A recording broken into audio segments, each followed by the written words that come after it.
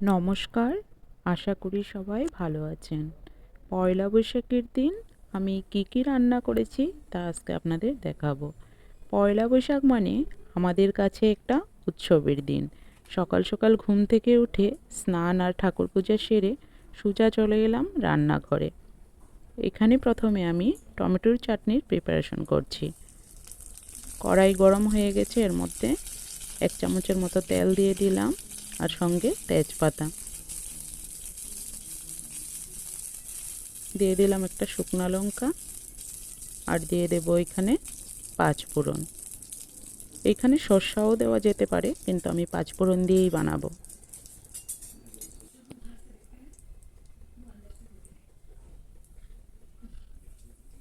কড়াই ভালো মতো গরম হয়ে গিয়েছে, এখন এর মধ্যে টমেটোগুলো দিয়ে দেব।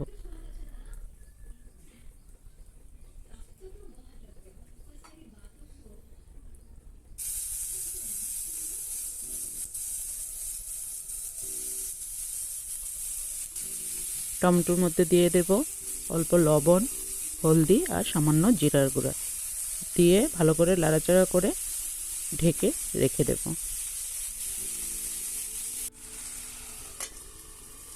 টমেটো এমনিতেই খুব নরম হয়, অল্প টাইমের মধ্যেই টমেটোটা সেদ্ধ হয়ে যাবে।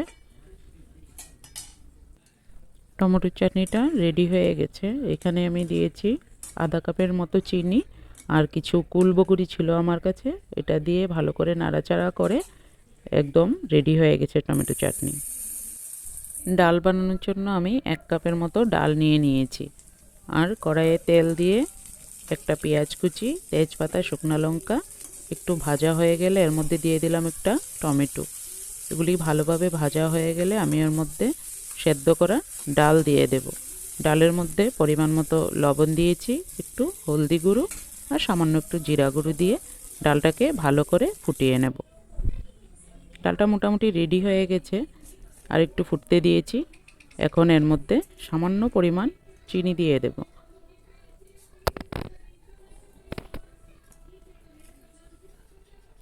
ডালটা একদম রেডি হয়ে গেছে।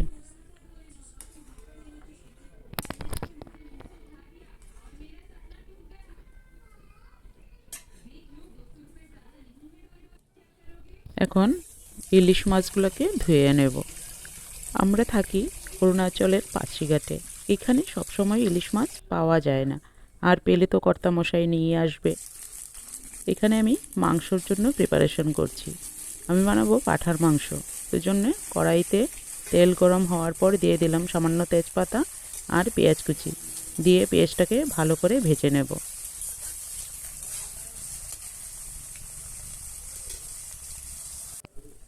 আর এখানে দিয়ে দিলাম আদা, রসুন, কাঁচা লঙ্কা বাটা আর দিলাম হলদি গুঁড়া, দিয়ে দেব জিরার গুঁড়া, পরিমাণ মতো লবণ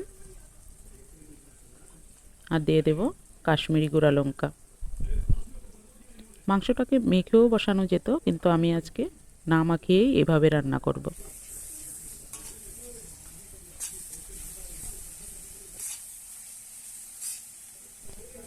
মশলাটাকে ভালো করে কষাতে হবে যেন মশলার গায়ের তেলটা ছেড়ে যায়।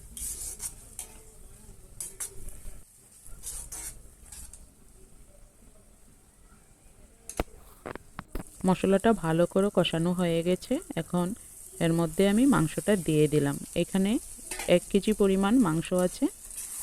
এখন মশলাটার সাথে মাংসটাকে ভালো করে মিশিয়ে দেব।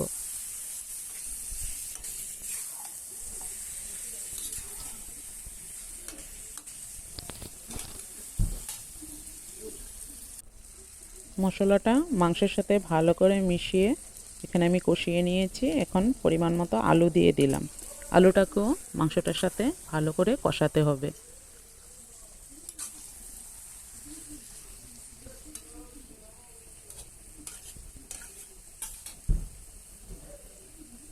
গ্যাসের স্টিমটা কমিয়ে দেব আর ঢাকা দিয়ে মাংসটাকে হতে দেব। এই যে মাংসের কালারটাও চেঞ্জ হয়ে এসেছে। এখানে একটা মিক্সিং জারে সর্ষে নিয়ে নিলাম। সর্ষে ইলিশ বানানোর জন্য এটাতে দিয়ে দিয়েছিলাম সামান্য পেঁয়াজ কুচি, কয়েকটা কাঁচা লঙ্কা আর সামান্য একটু জল দিয়ে একটা মিহি করে পেস্ট তৈরি করে নিয়েছি। এখন মাছগুলো নিয়ে নিলাম, আর মাছের মধ্যে দিয়ে দেব পরিমাণ মতো লবণ, সামান্য হলদি গুঁড়া,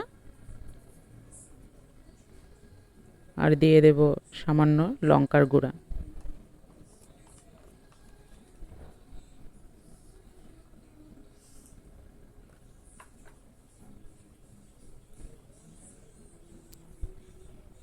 দিয়ে যে পেস্টটা আমি তৈরি করেছি এটা দিয়ে দেব।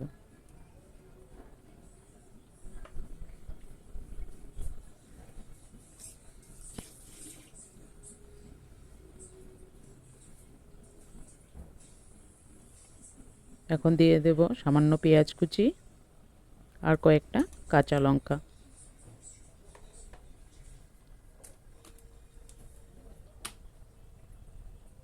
আর এখানে দিয়ে দিলাম সামান্য একটু সরষা তেল, দিয়ে এখন ভালো করে মাখিয়ে নেব।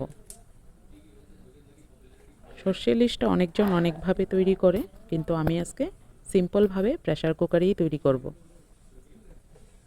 এখানে সামান্য একটু জিরার গুঁড়ো দিয়ে দিলাম, এখন ভালো করে মাখিয়ে নেব।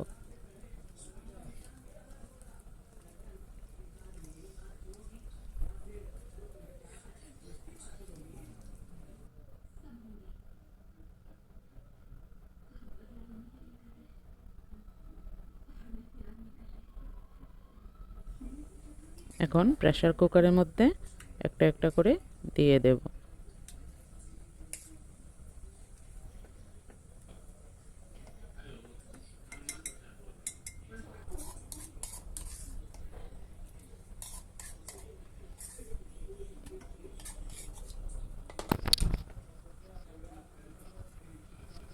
সামান্য একটু জল দিয়ে প্রেসার কুকারের মুখটা বন্ধ করে দেব। এক্ষেত্রে একটা সিটি মারলেই যথেষ্ট, না হলে ইলিশ মাছটা গলে যাবে। এই যে একদম রেডি আমার সর্ষে ইলিশ। এখানে কিছু ইলিশ মাছ ভাজা করে নেব।